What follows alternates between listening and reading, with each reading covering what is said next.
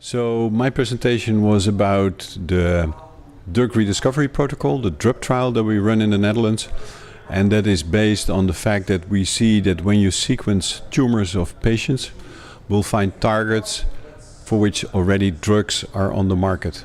So the off-label use of existing drugs that are on the shelf that may benefit patients, that is what we designed the drug trial for.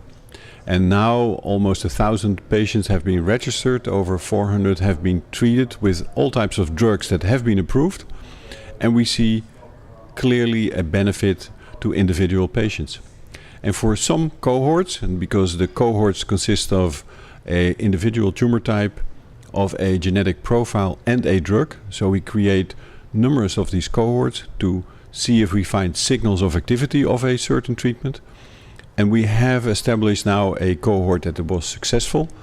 And more importantly, after the first 24 patients, we sat down with our regulatory authorities, with our payers in the Netherlands, and we came up with a pay-for-performance model to make sure that when we have a successful treatment for a small group of patients, that these patients indeed get the drug that they need to have a better life expectancy.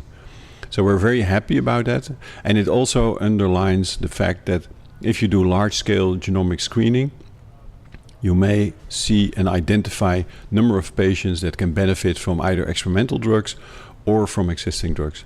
And we're very happy to have that network in the Netherlands.